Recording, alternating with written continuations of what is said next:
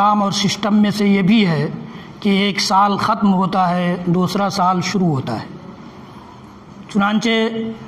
محرم سے سال کی شروعات ہوتی ہے اور ذی الحجہ میں جا کر یہ ختم ہو جاتا ہے۔ اللہ تعالیٰ نے فرمایا کہ ان عدۃ الشہور عند اللہ 12 شہرا فی کتاب اللہ یوم خلق السماوات والارض منها 4 حرم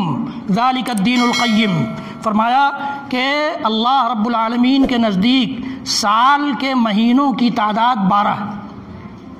اور یہ ہجری سال تو حضرت عمر فاروق رضی اللہ تعالیٰ عنہ نے متعین کیا جب ضرورت پڑی آفیشیل اور رسمی طور پر استعمال کرنے کی تاریخ کی، تو انہوں نے اس کو مرتب کیا، بنایا۔ یہ 12 مہینوں کی تعداد اس دن سے ہے جس دن اللہ تعالیٰ نے آسمان و زمین کو پیدا کیا تھا، یوم خلق السماوات والارض۔ اور ان 12 مہینوں میں اللہ رب العالمین نے 4 مہینے لائق احترام بنائے ہیں، 4 مہینے لائق احترام بنایا۔ اللہ کے رسول صلی اللہ علیہ وسلم کی حدیث گرامی صحیح بخاری کی روایت کہ 3 مہینے لگاتار ہیں، جن میں سے 2 مہینے ہم گزار چکے ہیں، پتہ نہیں چلتا ہے، لیکن 2 مہینے گزار چکے ہیں، تیسرے مہینے میں داخل ہو چکے ہیں۔ ذی قعدہ بھی لائق احترام مہینہ ہے، ذی الحجہ بھی لائق احترام مہینہ ہے، اور محرم الحرام بھی لائق احترام مہینہ ہے۔ اور پھر ایک مہینہ اللہ کے رسول نے فرمایا کہ ایک الگ تھلگ ہے، وہ رجب کا مہینہ ہے۔ تو ذی قعدہ کا تو پتہ نہیں چلتا کسی کو، ذی الحجہ آتا ہے تو ہم لوگ قربانی کرتے ہیں، بہت عظیم عبادت ہے، اللہ کرے کہ ہم سب کی قربانیوں کو اللہ رب العالمین قبول فرمائے۔ محرم آتے ہی پھر ہم لوگ اس قربانی کو جو اللہ تعالیٰ کے لیے ہم نے کی ہے بھول جاتے ہیں، اور اس میں اپنا دین اور اپنا طور طریقہ اپنے رسوم و رواج کے مطابق اس مہینوں کو گزارنے لگتے ہیں، جبکہ اللہ تعالیٰ نے اور اللہ کے رسول صلی اللہ علیہ وسلم نے جو نظام بنایا ہے وہ یہ کہ یہ مہینہ اس قدر لائق احترام مہینہ کہ اللہ کے رسول صلی اللہ علیہ وسلم نے فرمایا کہ یہ اللہ تعالیٰ کا مہینہ ہے، اللہ تعالیٰ کا مہینہ ہے۔ جس طرح سے فرض نماز کے بعد اللہ رب العالمین کو سب سے زیادہ محبوب نماز رات کی نماز ہے، تہجد کی نماز ہے، اسی طرح سے فرض روزوں کے بعد سب سے لائق احترام اور اللہ رب العالمین کو خوش کر دینے والا محبوب روزہ جو ہوتا ہے محرم الحرام کا روزہ ہے، محرم کا روزہ ہے۔ اللہ کے رسول صلی اللہ علیہ وسلم کے آنے سے پہلے، مبعوث ہونے سے پہلے، آپ کے رسول بنائے جانے سے پہلے قریش کے لوگ اس مہینے میں روزہ رکھتے تھے، اور ہم لوگ کیا کرتے ہیں؟ ڈھول بجاتے ہیں، رسوم و رواج کو انجام دیتے ہیں، بدعات و خرافات میں مبتلا ہو جاتے ہیں۔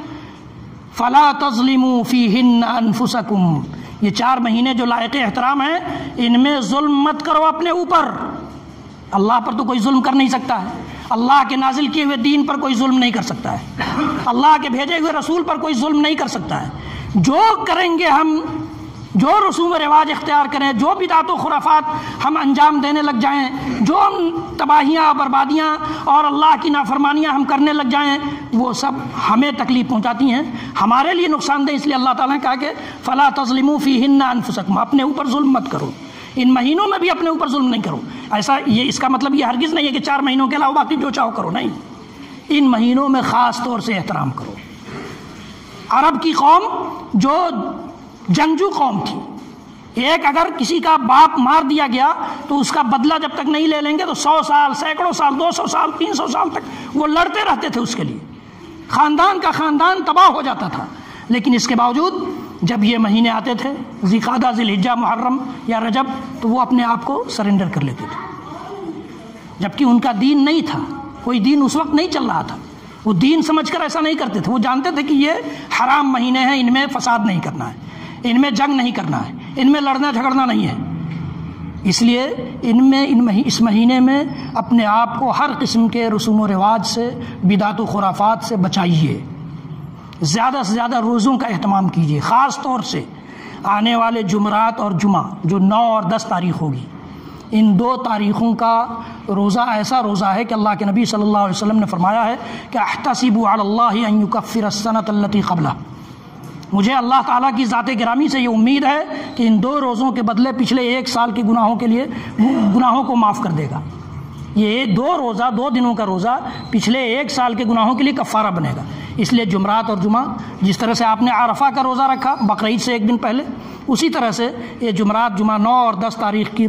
کا روزہ ضرور رکھیں، اللہ کے نبی صلی اللہ علیہ وسلم کی سنت بھی ہے اور اللہ تعالیٰ کو بڑا پسند ہے۔ اور ہر قسم کے رواج سے، رسم سے، بدعت و خرافات سے اپنے آپ کو بچا لیجئے۔ انشاءاللہ العزیز محرم الحرام سے متعلق اگلے خطبے میں بھی بات ہوگی کہ محرم الحرام میں ہم لوگ جو کچھ کرتے ہیں کیوں کرتے ہیں اور اس کی کیا حقیقت ہے۔ حضرت حسین رضی اللہ تعالیٰ عنہ کی شہادت یقینی طور پر تاریخ اسلام کا بہت بڑا سانحہ تھا، لیکن کیا اس سے بڑا سانحہ حضرت عمر فاروق کی شہادت نہیں تھی؟ کیا اس سے بڑا سانحہ حضرت عثمان رضی اللہ تعالیٰ عنہ کی شہادت نہیں تھی؟ کیا اس سے بڑا سانحہ خود حضرت علی بن ابی طالب رضی اللہ تعالیٰ عنہ کی شہادت نہیں تھی؟ کیا اس سے بڑا سانحہ خود حضرت حسین رضی اللہ تعالیٰ عنہ کے بھائی حضرت حسن کو زہر دے کر مارا گیا، وہ شہادت نہیں تھی؟ تاریخ اسلام نے تو اس قسم کی بہت ساری شہادتیں دیکھی،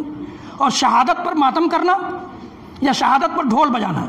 جو لوگ ماتم کرتے ہیں وہ لوگ بھی سوچیں اور جو لوگ ڈھول بجاتے ہیں وہ لوگ بھی سوچیں۔ کیا ایک مومن کا شیوا یہ ہو سکتا ہے؟ ایک مومن کی یہ عادت ہو سکتی ہے؟ ایک مومن ایسا کر سکتا ہے کہ شہادت پر ماتم کرے، جبکہ اس کا عقیدہ ہے کہ اللہ تعالیٰ کہتا ہے لا تحسبن الذین قتلوا فی سبیل اللہ امواتا، اللہ کے راستے میں جو لوگ قتل کیے گئے ہیں ان کو مردہ مت جانو،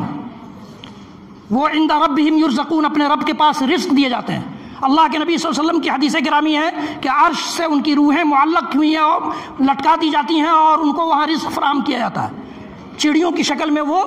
عرش سے لٹکے ہوئے ہوتے ہیں۔ تو پھر کس بات کا غم اور خوشی کس بات پر کہ ان کو مار دیا گیا؟ ڈھول بجاتے ہیں اسی بات پر۔ اس لیے امت محمدیہ جو محمد صلی اللہ علیہ وسلم سے محبت کرتی ہے، محمد صلی اللہ علیہ وسلم کے گھرانے سے محبت کرتی ہے، اس کے لیے لائق و زیبا نہیں ہے کہ اس مہینے میں چاہے وہ ماتم کرے چاہے وہ ڈھول بجائے۔ اللہ رب العالمین ہم سب کو کہنے سننے سے زیادہ عمل کی توفیق